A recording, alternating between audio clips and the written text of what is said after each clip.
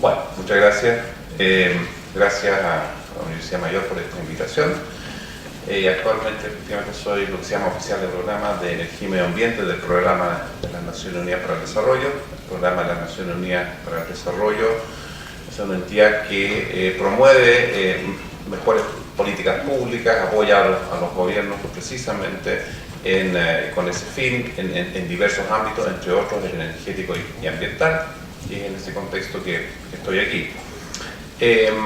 La verdad es que las presentaciones de Daniel Alfredo son bastante complementarias con lo que yo voy a mostrar ahora, y la idea es mirar un poco hacia adelante, ¿no? Y cómo es que uno logra esto de un crecimiento económico sustentable, sea lo que significa, porque estoy seguro que si le pregunto a cada uno de ustedes qué es un crecimiento sustentable, voy a tener tantas opiniones diferentes como personas hay en la sala. Pero, vean, sí, porque me deje esto avanzar. ¿Cuál?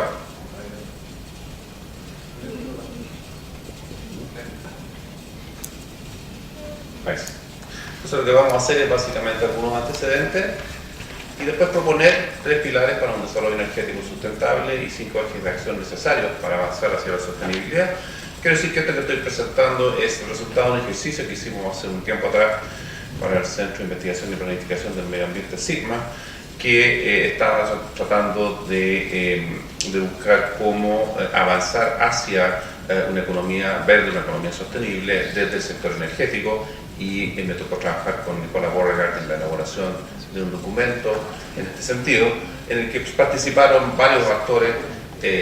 No solo opinión nuestra, sino que se hicieron varias mesas, varias reuniones de trabajo, y se llegó a esto que voy a presentar, que por supuesto es opinión mía, pero que se nutre de eso. Que lo haya nutrido bien o mal ya es un problema mío. Ok, lo primero es mirar un poquito para adelante cómo viene la demanda energética proyectada por sector, ¿no? Entre el año 2010-2030, lo que se observa gruesamente es que la demanda energética, los distintos colores son los distintos sectores de usuarios, partiendo por residencial, comercial y público, sector energía, sector transporte, minería e industria. Ahí tenemos entonces qué va a pasar con la demanda, con el consumo energético, ¿no es cierto?, proyectado con las tendencias que hoy día se pueden observar. En síntesis, ¿no es cierto?, estamos hablando de pasar más que duplicar la cantidad de energía que se va a consumir en los diversos sectores, y aquí el sector que destaca, o hay varios sectores, ¿no es cierto?, el sector transporte destaca por su fuerte aumento, el sector minero, el sector industrial. Detrás de esto hay también que considerar que hay diversos tipos de energía. Por ejemplo, la energía eléctrica está escondida aquí en el consumo de cada uno de los sectores. Ya me voy a referir a eso. Pero el mensaje importante es que hay un aumento grande esperado en el consumo energético. ¿Por qué? Porque nos estamos haciendo más ricos y estamos satisfaciendo muchas necesidades que no satisfacíamos antes, y está creciendo nuestra industria también para satisfacer la demanda de mayores productos, y por supuesto el transporte que se requiere para transportar bienes, servicios y personas.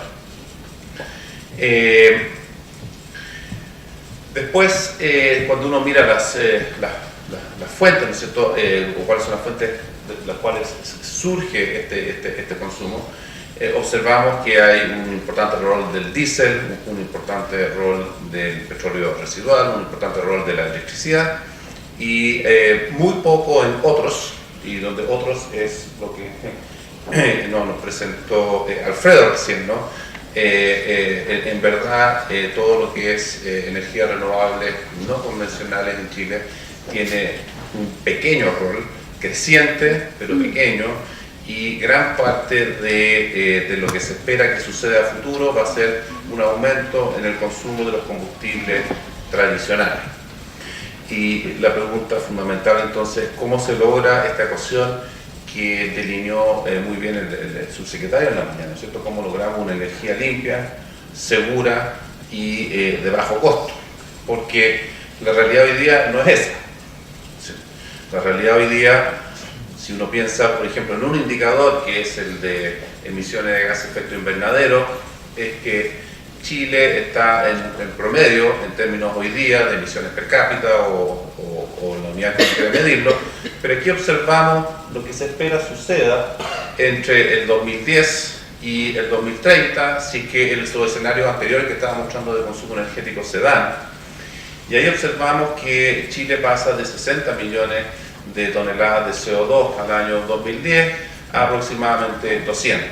Por cualquier número se aproximadamente triplica la cantidad de emisiones de gases de efecto invernadero en un momento en el cual todos los países del mundo desarrollados, la OCDE, ¿no es cierto?, están empeñados en estabilizar y reducir las emisiones de gases de efecto invernadero. Por lo tanto, por lo menos desde la perspectiva de nuestro comportamiento entre nuestros pares, y nosotros estamos entrando a los pares más ricos, estamos con un pésimo desempeño en términos de lo que se espera que se haga. Se espera en realidad que los países a más tardar del 2018 empiecen a disminuir sus emisiones de gases de efecto invernadero. Entonces eso no es lo que va a pasar en Chile en la tendencia que estamos observando acá. Y si ustedes miran cuáles son de dónde provienen las principales emisiones, no sé qué color es el detalle, se ve como cafezoso, el de arriba, ¿no es cierto?, esa área grande vendría siendo fundamentalmente el sector de generación eléctrica, ¿no? Entonces la generación eléctrica es un gran emisor de estos gases de efecto invernadero, fundamentalmente porque la mayor parte del crecimiento en ese sector se prevé que va a ser en base a carbón, y es uno de las fuentes más emisoras que hay, no solo a nivel global, que este es un indicador, podría también ver indicadores de emisión de nivel local, y también estaríamos viendo que en la zona, en el entorno donde están, estas fuentes también se producen problemas locales, aun cuando se hayan mejorado las normas de emisión que se aplican. Entonces, este es el contexto. Entonces, lo que observamos son un conjunto de síntomas, ¿no es cierto?, conflicto y polémica.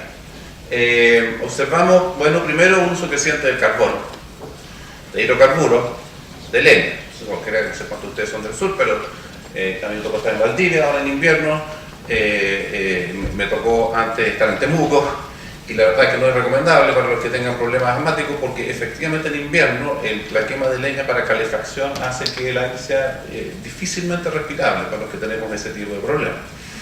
El uso creciente del carbón se asocia directamente con emisiones de gases de efecto invernadero y otros efectos locales que son relevantes, ¿no es cierto? La hidroelectricidad también tiene problemas, como sabemos, con toda la polémica que hay de hidroizar. Entonces, primero tenemos, pero a pesar de todo lo que estoy diciendo, eso es lo que se observa y eso es lo que se ve que va a seguir pasando futuramente, que hagamos algo distinto. O que hagamos algo distinto significa que cambiemos la trayectoria que uno puede pensar que se va a dar. Hay una acopla entre crecimiento y demanda de energía, ¿no? Los países desarrollados se han ido desacoplando. Los países pueden crecer y no necesariamente consumir más energía. En Chile todavía estamos en la etapa en que para crecer hay que consumir más energía, y casi lo mismo, en una cantidad incluso mayor de energía que lo que se crece. Queremos crecer en un punto, hay que consumir 1,1, 1,2, 1,3 puntos, ¿no es cierto?, de energía en términos de crecimiento. Entonces, en un mundo, como digo, de los países desarrollados, a los cuales nos vamos integrando, van en otro sentido. Entonces, el primer dato, parece que no lo estamos haciendo muy bien, nos lo estamos ubicando en qué es lo que está haciendo el mundo. Por otro lado, hay exigencias crecientes a nivel mundial a los procesos y a los productos y a los sectores. O sea, ya no es simple que un productor que quiera exportar un determinado producto pueda usar cualquier proceso o exportar cualquier producto o bajo cualquier condición en la forma en que se produjo o en las características que tenga esta en términos de las temáticas ambientales, además de las laborales y otras. Los problemas, ¿no es cierto?, ambientales ya no son solo locales, sino que los mercados crecientemente van a empezar a mirar los mercados internacionales que se hacen, y por lo tanto, si nuestra economía, que pretende crecer, como le puso un número ahí, un 5% durante los próximos, digamos, 15 años, bueno, alguien tiene que comprar los productos, y esos productos entonces tienen que satisfacer lo que ese cliente exige, y ese cliente está crecientemente exigiendo preocupaciones por los temas ambientales. Vale decir, las exigencias no solo van a venir de los reguladores, sino que además van a venir de los mercados, y crecientemente están viniendo de los mercados. Bueno, eso significa crecientes costos. Entonces, Chupaya, el ministro habló de más limpio. Punto uno, pareciera que no, en vez de tic le ponen una cruz. No estamos siendo más limpios, ni la tendencia va para allá. Costo. Las crecientes exigencias internacionales, más que disminuir los costos, si no lo hacemos bien, lo hacemos caso a caso, van a aumentar los costos. Por lo tanto, nuestra competitividad, que ya está viéndose puesta en jaque por los altos costos de energía, solo va a empeorar. Y por último, tenemos creciente oposición a centrales de cualquier tipo, ya no es solo hídrica, ¿no es cierto?, ni térmica, y te aseguro que en el futuro, a pesar de lo bonito que se ven en las fotos las solares, ¿no es cierto?, también se van a oponer, porque bueno, quieren mi patio trasero, pero bueno, está muy bien, pero háganlo allá, no acá. Entonces va a haber una creciente oposición a centrales, y sobre todo a decisiones centralizadas, que es la forma de tomar, ¿no es cierto?, y decidir dónde se construye qué. Y por lo tanto, ¿no es cierto?, y también esta creciente oposición es local, es nacional, es internacional. Son diversos actores que van juntándose para generar entonces una situación que es compleja. Porque bueno, ¿para dónde vamos entonces? ¿Cómo nos ponemos de acuerdo si es que la tendencia que llevamos es mala? Si es que las alternativas que uno ve pareciera que aumentan los costos, y por último, si lo que queremos desarrollar tiene que ser en conjunto con y no en contra de aquellos, ¿no es cierto?, a quienes afecta directamente la instalación de lo que estamos haciendo. Entonces, en ese contexto, algunas raíces del conflicto que nos parece importante mirar y tratar de superar. Una, la visión de largo plazo. ¿Para dónde queremos ir como país? O sea, esta no puede ser una decisión de la empresa X, de la asociación Y o de la persona Z, ¿no es cierto?, respecto de cuándo construye qué. Porque por una de las tres razones se va a caer, ¿no es cierto? O porque no es suficientemente limpia, o porque es muy cara, o porque se opone la comunidad, ¿no es cierto? Entonces, si no nos ponemos de acuerdo, tenemos una visión de largo plazo más o menos común y consensuada, y las normas que vienen detrás, ¿no es cierto?, va a ser muy difícil que podamos romper esa tendencia que estábamos viendo en los gráficos anteriores. Entonces hay desacuerdo primero respecto a esa visión. No hay una visión en realidad. Después, también hay desacuerdo en qué instrumentos son apropiados, ¿no? Uso impuesto, uso subsidio. O sea, ¿paga el Estado o paga el privado? Uso imposición, ¿puedo usar el ordenamiento territorial o no? En fin, normo, regulo, incentivo, ¿qué? Prohíbo. No hay acuerdo tampoco respecto de cuáles son los instrumentos más apropiados. Difícil tener un acuerdo de los instrumentos si tampoco sepa dónde quiero ir. Una vez que sepa para dónde quiero ir, probablemente puedo orientar un poquito mejor los instrumentos para lograr llegar para allá. Un tercer elemento importante, a mi juicio, y que está en la raíz de los conflictos, es que, bueno, que hay plata, por supuesto, y cuando hay plata hay problemas. Entonces, hay oportunidades también, pero hay problemas generalmente, sobre todo si le tratan de quitar a los que hoy día ganan. Entonces, el cómo distribuyo los costos y beneficios del desarrollo energético es una pregunta relevante, ¿no es cierto? Pagan los costos aquellos donde se instalan las centrales, y así es la vida, ¿no es cierto?, que espera que ustedes justo estén donde hay un montón de recursos disponibles, o deben pagar aquellos que se benefician por esa instalación pagando un poquito más caro, pagando y por lo tanto compensando aquellos en los cuales, ¿no es cierto?, donde se instalan. Hoy día, el status quo, la situación es, ¿cierto?, se benefician los que obtienen energía barata, y es un problema para aquellos donde se instalan las centrales, que tienen que finalmente pagar la mayor parte de los costos. No digo todos los costos, pero una buena cantidad de los costos se los quedan aquellos donde se instalan hoy día esta central, y que tampoco tienen mucha participación ni mucho que decir respecto a la decisión misma que se está tomando. Por lo tanto, aquí tenemos las raíces del conflicto. Ya han aparecido realmente problemas importantes, partiendo por Barrancones, en agosto parece que el mal año de las térmicas, o el mal mes de las térmicas, porque en agosto del 2010 efectivamente el presidente Piñera y personalmente hizo una iniciativa para mover a Barrancones, una central térmica que tenía impacto, ¿no es cierto?, en una zona de alta biodiversidad y altamente sensible, lo que fue algo nuevo, que el Ejecutivo, en el fondo, se movió para cambiar decisiones que por la normativa propia podía ser aprobadas, por la normativa propia del propio Estado. Y se hizo de forma voluntaria, por supuesto, no hubo una imposición, pero ejecutivo.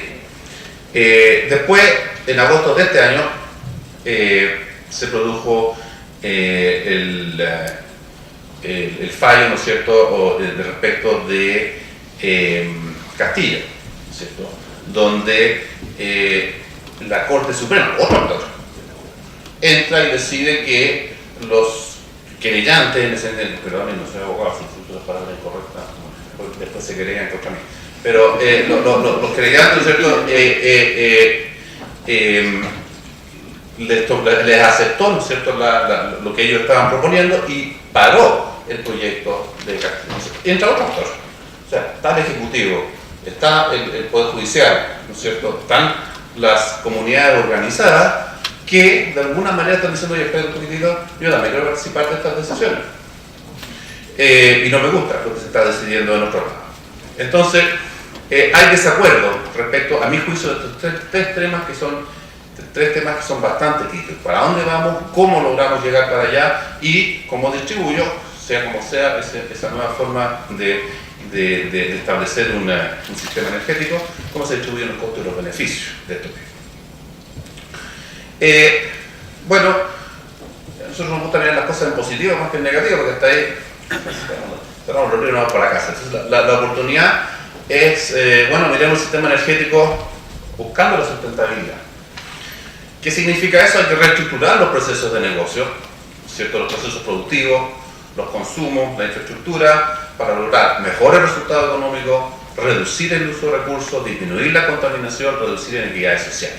Vale decir, avanzar en las tres dimensiones que Daniel, ¿cierto?, también mencionó, de la sostenibilidad. ¿Cómo hacemos que este sector, en vez de no ser limpio, ser de alto costo, ¿no es cierto?, y básicamente poco seguro, porque hoy día no hay mucha oposición, cómo puedo avanzar en mejorar en las tres dimensiones, tanto la económica, la ambiental y la social, para generar un sistema sostenible en el tiempo? O sea, que se haga cargo de las necesidades, este aumento en la energía que estamos observando, pero por otro lado cumpla con ciertos requisitos básicos que parece necesario cumplir. Entonces nosotros sugerimos que sería interesante trabajar con tres pilares para un desarrollo energético sustentable. Es interesante después darnos cuenta que algunos de los elementos que aquí están recogidos en la estrategia nacional que el propio gobierno anunció hace poco. Tres pilares para un desarrollo energético sustentable. El primer pilar, partir por mayor eficiencia energética y mayor desarrollo de energía renovable, no hay que preguntarse mucho, eso es bastante obvio, y menor crecimiento de la emisión de gases de efecto invernadero, en particular del transporte. Estos son elementos de la ecuación que tenemos que sí o sí meter, ¿no? Quiero enfatizar que ahí dice energía renovable, no dice energía renovable no convencionales, entonces es un concepto más amplio.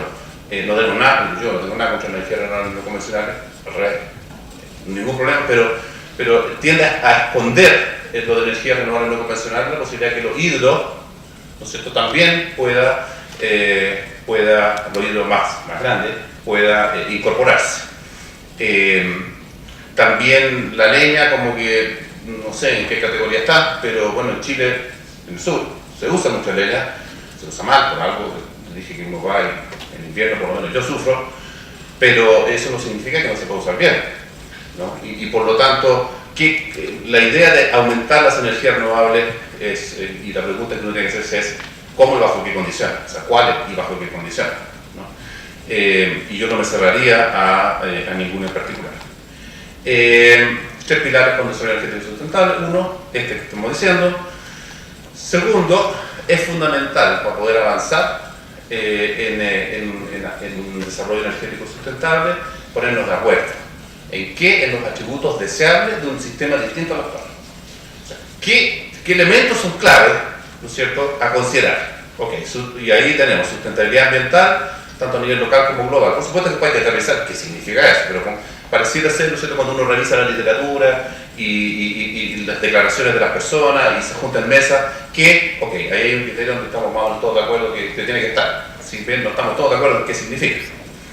Después, la aceptabilidad social de lo que se está proponiendo, ¿cierto? Es lo que se propone tiene que beneficiar a nivel local, en términos de desarrollo y empleo. Y no solo para el saludo a la bandera, sino que de verdad y en forma permanente. Tiene que permitir una mayor accesibilidad a la energía, en particular a los más pobres, ¿cierto? Tiene que respetar los aspectos sociales y culturales, por lo menos, y otros, ¿no? Entonces, no basta con que la ley lo permita, sino que, y aquí el tema también, Daniel apuntó a esto, ¿no es cierto?, al tema de la legitimidad social, ¿no es cierto?, de lo que se hace y finalmente lo que se llama el permiso social para operar, en fin, son temas relevantes, porque de otra manera, aunque uno cumpla con toda la legislación y con todas las leyes, bueno, se va a encontrar con que una freirina se le levanta, ¿no es cierto?, y reclama, porque, ¿saben qué?, está aceptado, hizo todo bien, pero aquí huele mal, ¿no? Y yo no quiero vivir en este ambiente. Entonces, para enfrentar entonces un segundo tema es la aceptabilidad social de lo que se está haciendo. Lo tercero, costos reales, bajos y seguros, ¿no? También estamos de acuerdo en que hay que apuntar en ese sentido. Buena noticia la que mostraba Alfredo, que estamos disminuyendo los costos de las fuentes no convencionales, pero bueno, ahora hay que transformar eso en algo práctico, ¿no? Y por supuesto, también es importante ser capaz de tener una flexibilidad para innovar de manera oportuna. Entonces, observamos que estos son distintos criterios, y a propósito de innovación oportuna, el tema, ¿no es cierto?, es que hay ciertas formas de generación que una vez establecidas quedan permanentes en el tiempo. O sea, si hoy día se construyeran en los próximos 4 años todas las centrales térmicas que hay proyectadas, bueno, quedamos con una cantidad de generación térmica instalada que una vez instalada hay que usarla, pues sería bastante poco económico no usarla, entonces quedó, ¿no es cierto?, locked-in con esa tecnología y con las emisiones asociadas. Entonces, es importante, ¿no es cierto?, que tengamos una capacidad de ponernos de acuerdo sobre cómo vamos a considerar los temas ambientales, cómo vamos a considerar la participación efectiva de las personas en los procesos de decisiones, cómo logramos costos reales, bajos y seguros de innovación oportuna. Finalmente, un tercer pilar para un desarrollo energético sustentable es un diálogo social permanente. No tenemos mucha costumbre en Chile de diálogo, nos gusta más bien imponer. Y bueno, lo que sucede es que ahora se han democratizado las decisiones, ¿no es cierto?, y sobre todo la información, y fluye muy rápido. Y por lo tanto, si no tengo un diálogo social permanente que permita que todo el sentir surja y salga, vamos a encontrarnos crecientemente con problemas cuando tratemos de instalar cualquier tipo de tecnología que se quiera aplicar. Entonces, el diálogo social permanente es un tercer pilar importante, en opinión, como digo, de este grupo que se juntó para ver cómo avanzamos en un desarrollo energético sustentable, por supuesto que con fundamento técnico, cautelando diversidad e inclusividad de los actores, representativo de diversas opiniones, pero lo fundamental es que ayuda a transparentar y fundamentar decisiones que son intrínsecamente políticas. No son técnicas, son políticas. ¿Y por qué son políticas? Porque hay ganadores y perdedores y porque hay plata, ¿no? Bueno, entonces ahora tiene que cortar el queque. Y claro, hoy día el queque se corta de una determinada manera. El punto es, bueno, ahora hay que cortarlo de otra manera. Queremos transparentar cómo se hace y queremos entonces que los diversos actores tengan algo que decir al respecto. Y lo importante es que el resultado de eso puede generar un círculo virtuoso, en el sentido de que esa inseguridad que hoy día tienen los inversionistas respecto de su inversión, porque hay una oposición creciente, consigo la plata, ¿no es cierto?, empiezo el proyecto y piquete, ¿no es cierto?, que impide que siga avanzando, y ahí tengo $1.000 millones parados, ¿no es cierto?, durante 6 meses, 1 año, 2 años, y no puedo seguir avanzando.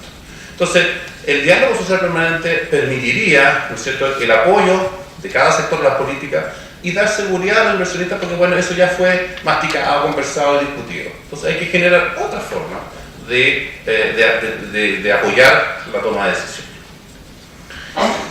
Y bajo el supuesto que esos tres pilares uno los puede armar, yo entrar en detalle de cómo hacerlo ya es más difícil de lo que estamos nosotros.